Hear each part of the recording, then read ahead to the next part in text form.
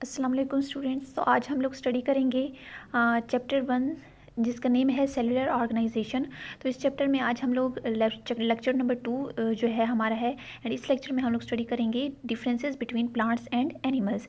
यानी इस लेक्चर में हम प्लांट्स एंड एनिमल जो है उनके दरमियान का फ़र्क जो है स्टडी करेंगे कि इन दोनों में क्या डिफरेंस है या क्या इनमें जो है फ़र्क है। Plant cells have cell wall rigid film containing around outside of the cell membrane. It is made up of cellulose which help in the plant cell keep its shape and make stem and branches strong. तो यहाँ पर जो है plant cell के बारे में लिखा हुआ है कि प्लांट सेल जो है ऐसे सेल्स होते हैं जो जिनकी सबसे आउटर मोस्ट कवरिंग जो है वो सेल वॉल होती है। एंड सेल वॉल जो है ये रिजिड होती है, सख्त होती है। एंड ये सबसे आउटर मोस्ट कवरिंग होती है प्लांट सेल में। अब जैसे कि आप लोगों को नीचे डायग्राम में दिखाया गया है, ये जो यहाँ पे आप लोगों को दिखाई दे रहा है, ये जो है प्लांट सेल है। अब इस प्लांट सेल में जो आउटर मोस्ट कवरिंग है इसको हम सेल वॉल बोलते हैं।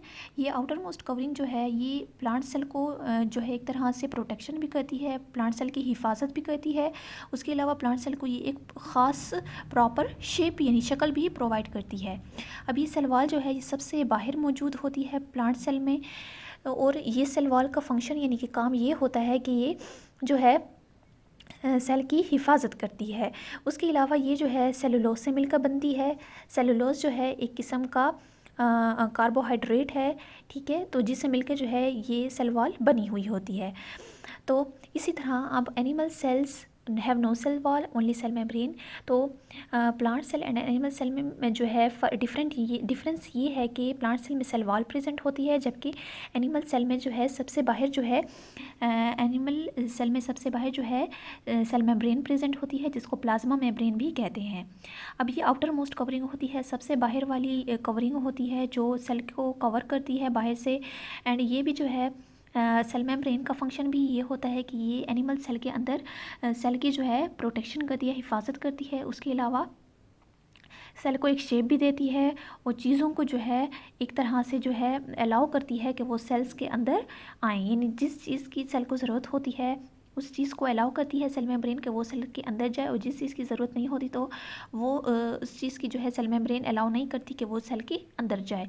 उसके अलावा सेल मेम्ब्रेन जो है ये सेल को जो है बहुत प्रोटेक्शन यानी उसकी हिफाजत करती है, उसकी प्रोटेक्शन प्रोवाइड करती है सेल को। नेक्स्ट जो है बताया गया है प्लांट सेल हैव क्लोरोप्लास्ट। अब प्लांट सेल में जो है क्लोरोप्लास्ट प्रेजेंट होता है। क्लोरोप्लास्ट जो है एक सेल ऑर्गेनेल है जो कि प्लांट सेल के अंदर प्रेजेंट होती है, जबकि एनिमल सेल में जो है क्लोरोप्लास्ट एब्सेंट होता है। अब क्लोरोप्लास्ट जो है ऐसी सेल ऑर्गेनेल है यानी सेल के साइटोप्लाज्म के अंदर जो है प्रेजेंट होती है। सेल की जो आउटर मोस्ट कवरिंग होती है उसके बाद सेल का साइटोप्लाज्म होता है। एंड सेल के साइटोप्लाज्म के अंदर डिफरेंट सेल ऑर्गेनेल्स मौजूद होती हैं। अब प्लांट सेल में सेल ऑर्गेनेल जो कि क्लोरोप्लास्ट है वो प्रेजेंट होती है, जबकि एनिमल सेल के केस में ये क्लोरोप्लास्ट एब्सेंट होती है। अब क्लोरोप्लास्ट जो है ये ऐसी सेल ऑर्गेनेल होती है जो कि प्लांट सेल में यानी प्लांट्स में जो फोटोसिंथेसिस का प्रोसेस होता है उसमें हेल्प करती है। यानी फोटोसिंथेसिस के प्रोसेस के ज़रिए जब पौधे अपनी खुराक को खुद तैयार करते हैं तो उसमें जो है ये क्लोरोप्लास्ट हेल्प करती है। अब ये क्लोरोप्लास्ट जो है ये ग्रीन कलर का होता है क्योंकि इसके अंदर एक पिगमेंट एक कलर मौजूद होता है जिसको क्लोरोफिल कहते हैं, जिसकी वजह से प्लांट्स जो है तो वो हमें ग्रीन दिखाई देते हैं। अब ये क्लोरोप्लास्ट जो है ये लीव्स के अंदर प्रेजेंट होता है, तो इसलिए लीव्स जो है प्लांट्स में वो मोस्टली ग्रीन कलर के होते हैं। तो इसी तरह से ये क्लोरोप्लास्ट जो है ये केमिकल एनर्जी जो है प्लांट सन से जो सोलर एनर्जी आ रही होती है उसको कन्वर्ट करता है केमिकल एनर्जी में। एंड ये केमिकल एनर्जी जो है बाद में स्टोर हो जाती है फूड के अंदर। यानी प्लांट जब अपनी फूड बनाते हैं तो उस फूड में ये केमिकल एनर्जी स्टोर हो जाती है। इसी तरह एनिमल सेल में जो है ये क्लोरोप्लास्ट एब्सेंट होता है, मौजूद नहीं होता, क्योंकि एनिमल्स के अंदर कोई फोटोसिंथेसिस का प्रोसेस नहीं होता, तो इस वजह से जो है एनिमल्स में क्लोरोप्लास्ट एब्सेंट होती है। अब क्लोरोप्लास्ट जो है प्लांट्स में प्रेजेंट है लेकिन एनिमल्स में एब्सेंट है। एनिमल्स में इसलिए एब्सेंट है क्योंकि एनिमल्स जो है वो ऑटोट्रॉफिक नहीं होते, जबकि प्लांट्स जो है ऑटोट्रॉफिक होते हैं। एनिमल्स जो है वो हेट्रोट्रॉफिक होते हैं। हेट्रोट्रॉफिक का मतलब है कि ये अपनी खुराक खुद नहीं बना सकते, ये ऑटोट्रॉफ्स पे डिपेंड करते हैं अपनी फूड के लिए या खुराक के लिए। आगे है plants have no large vacuole. Plants में जो है कोई लार्ज वैक्यूल जो है प्रेजेंट होता है। प्लांट्स में जो है एक लार्ज वैक्यूल होता है, एक बड़ा सा वैक्यूल होता है। इस वैक्यूल के अंदर वाटर प्रेजेंट होता है।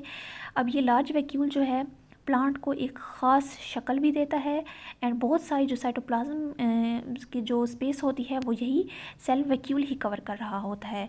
उसके अलावा एनिमल सेल में जो है ये लार्ज वैक्यूल प्रेजेंट नहीं होता, बल्कि स्मॉल स्मॉल वैक्यूल्स प्रेजेंट होते हैं।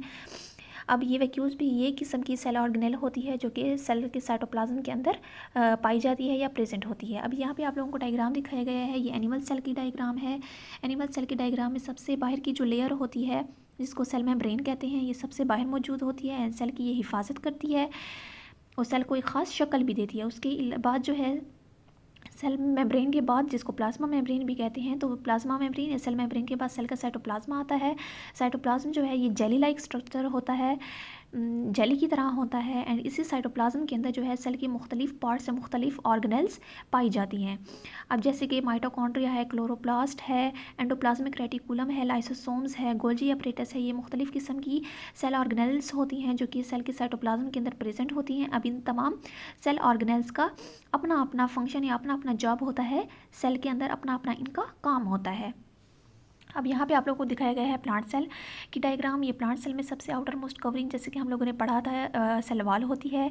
सेल वॉल के बाद जो है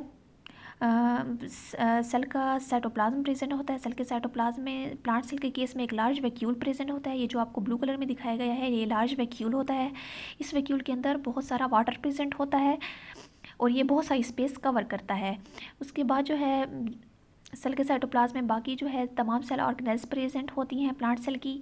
इसमें जैसे कि माइटोकॉन्ड्रिया है जो कि सेल को एनर्जी प्रोवाइड करता है, जो कि सेल की रिस्पायरेशन में भी, सांस लेने में भी इन्वॉल्व होता है, शामिल होता है। उसके अलावा और भी माइटोकॉन्ड्रिया के अलावा और ऑर्गेनेल्स हैं जैसे कि लाइसोसोम्स है, गोल्जी बॉडीज़ हैं, एंडोप्लाज्मिक रेटिकुलम है, परऑक्सीसोम्स है, न्यूक्लियस है। तो ये तमाम सेल ऑर्गेनेल्स भी प्रेजेंट होती हैं सेल के अंदर ही। तो ये हम लोगों ने आज स्टडी किया प्लांट्स एंड एनिमल के दरमियान कुछ डिफरेंसेस स्टडी किए एंड हम लोगों ने स्टडी किया कि इनमें क्या फ़र्क होता है और उसके अलावा हम लोगों ने प्लांट एंड एनिमल सेल के डायग्राम को भी स्टडी किया। उम्मीद है आप लोगों को समझ आया होगा आज का लेक्चर। अब मिलते हैं नेक्स्ट वीडियो में। अल्लाह हाफिज़।